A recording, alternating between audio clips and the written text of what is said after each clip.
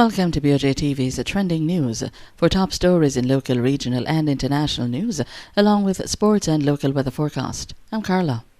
Coming up in our local trending news, DPP says 4 criminal laws possibly breached in Reid and CMU matter. Transport Authority decries abuse of commuters' rights. Zero tolerance, Floyd Green sends a strong message to pre-deal arsonists, and St. Elizabeth Police seized 1,700 pounds of compressed ganja in Treasure Beach.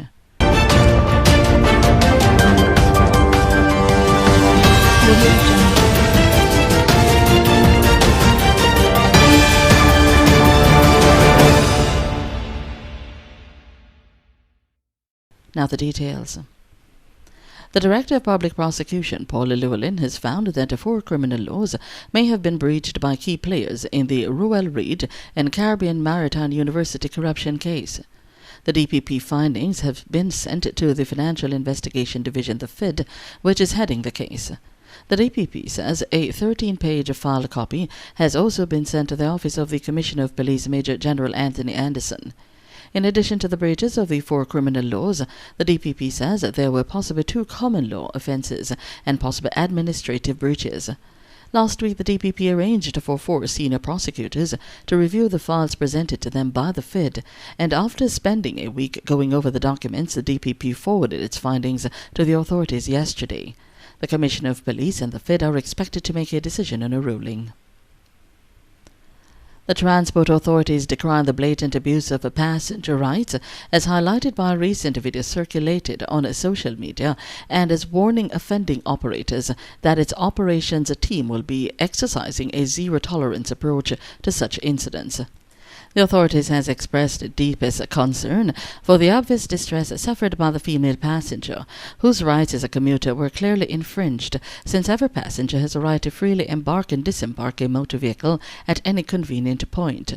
The authority also publicly condemns the unsympathetic behavior of the driver of the motor vehicle, who disregarded his responsibility to ensure that passengers are transported in a safe, secure and comfortable manner. The authority has intensified its monitoring and regulating of public passenger vehicles through the use of technology. As a part of this thrust, the authority has added 2 applications to its monitoring system, WhatsApp and the Drive Safe Jamaica app, which are both fully functional and in use by the commuting public. Videos and pictures of infractions being committed by operators of public passenger vehicles may be uploaded to the Transport Authority's WhatsApp number 876-551-8196 or to the Drive Safe Jamaica app, which can be downloaded in Google Play Store. The authority encourages the public to fully utilize these applications to report the various infractions that may be committed by PPV operators, so that the appropriate sanctions under the Transport Authority's suspension and revocation policy can be applied. I am sending a clear signal. We are going to be taking a zero-tolerance approach. So for those who are in this business, ensure you have your proof in relation to where you have purchased your meat. Those were the words from Minister of State in the Ministry of Industrial Commerce, Agriculture and Fisheries, the Honourable Floyd Green. Minister Green says that the ministry is embarking on a renewed initiative to tackle the issue of pre-deal larceny, which will target the marketplaces. Minister Green explained that a person selling meat must provide a proof of origin. He indicated that there will also be stronger enforcement of the Agricultural Produce Receipt Book system, which is in place to verify that goods were legitimately purchased from a farmer or vendor. He was speaking at the joint annual general meeting, the AGM, of the Jamaica Black Cattle Breeders Society and the Jamaica Red Pole Bull Breeders Society at Minard Estates in St. Ann on July 17. The Area 3 Narcotics Police in St. Elizabeth seized approximately 1,700 pounds of compressed ganja on the Cottage Main Road in Treasure Beach on Wednesday. Reports about the Pedro Plain Police are that between the hours of 8:50 p.m. and 1:50 a.m., lawmen intercepted 2 motor vehicles along the Cottage Main Road. Upon seeing the police, the drivers of both vehicles ran, leaving the cars behind. A search of the vehicles resulted in the discovery of 44 knitted bags containing 373 parcels of ganja, weighing approximately 1,700 pounds. The drugs and both vehicles were seized. A police operation carried out in Wiltshire community in Antrim, St James yesterday resulted in 4 men being arrested and the seizure of a large quantity of stolen motor vehicle parts estimated at millions of dollars. The Freeport Police reported that on Thursday morning, a joint operation was carried out at premises in a Wiltshire community, where 3 men were seen loading the stolen motor vehicle parts into a truck. The men were taken into custody, and the items, which included fenders, bumpers, headlamps, front end parts, trunks, bonnets and engine parts were seized.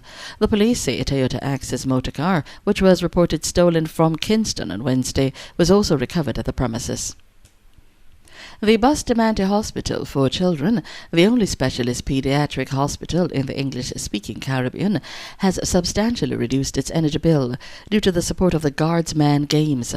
The purchase of the turnkey grid-tied system from proceeds of the games by the Guardsman Group Limited for US $10,494 was officially handed over to the hospital in July 2018.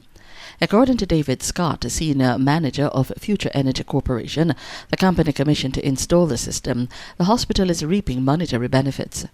The 5K water system has an estimated production of 7,000 kilowatts annually.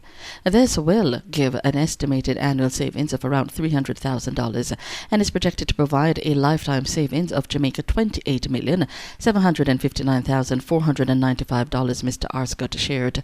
The system is also expected to provide green energy for the next 40 years, while paying back its investment value in 5 years. Those were your top stories making local trending news. Now join us for news from across the region, as well as our international story, sports and local weather forecast. From across the region. Earlier this year, U.S. Senators John Boozman and Michael Bennet submitted a draft bill to remove restrictions to private financing for U.S. agriculture export to Cuba, stating, "We've heard loud and clear that American farmers and ranchers want the opportunity to compete and sell their products around the world in the Cuban market," Bennet said in a communique. Cuba imports 80% of its food, has recommitted to capital investment alongside cooperation agreement in priorities sectors such as renewable energy and food security, is forging entrepreneurs, investment and employment, part of the national development strategy to the economic, commercial and financial blockade of Cuba.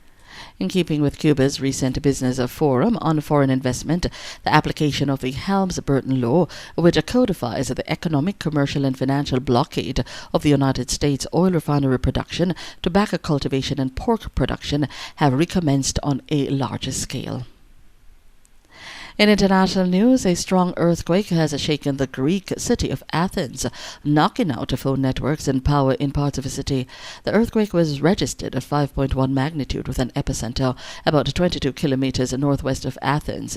Athenians ran out into the street and evacuated tall buildings as the tremor shook the capital for some 15 seconds. There were no reports of serious injuries, but several aftershocks have been felt. The strongest shock was of 4.3 magnitude, almost an hour after the initial quake hit. The earthquake was particularly felt in the center of Athens. There were reports that the fire service rescued over a dozen people trapped in elevators following the power outage. Residents posted footage on social media of the impact of the quake.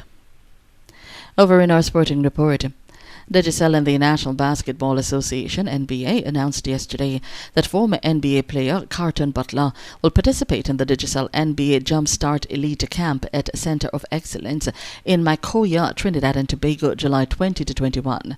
The Elite Camp, to be run over 2 days, is for the top participants from the Digicel NBA Jumpstart program and will feature more than 30 of the top under 14 and under 16 players, including 20 boys and 14 girls from 4 countries across the Caribbean. The majority of participants were invited following their performance at Digicel NBA Jumpstart clinics that were held in Trinidad and Tobago, Jamaica, and Barbados earlier this year. Digicel and the NBA will select the top 14 boys and girls from the elite camp to receive an all-expense-paid trip to the United States, where they will scrimmage against local youth teams, attend NBA games, and experience a private city tour, among other activities. The 2019 Digicel NBA Jumpstart basketball basketball clinics, which are run by NBA assistant coaches and NBA international basketball operations staff, provided an on-court training to more than 200 participants from 3 countries. The elite camp will provide the top players with a chance to develop their skills alongside their peers from across the region. On your local weather forecast for this morning, insignificant feature, a tropical wave move across Jamaica. Additionally, there is a low-level jet stream across the central Caribbean. A tropical wave moves across the island today. Thereafter, a high-pressure ridge rebuilds temporarily across the island Saturday, ahead of another tropical wave late Sunday. Windy conditions persist, especially across southern parishes, due to the presence of the low-level jet stream. The forecast for this morning will see partly cloudy skies across sections of eastern parishes, mainly sunny elsewhere. Windy conditions are also expected. During this afternoon, widely scattered showers and isolated thunderstorms across central and western parishes with windy conditions. Tonight becoming fair. Maximum temperature expected for Kingston as well as Montego Bay today is 34 degrees Celsius. That was BOJTV's trending news, your top local, regional and international stories, as well as sports report and weather forecast. Until next time, I'm Carla. Thanks for watching.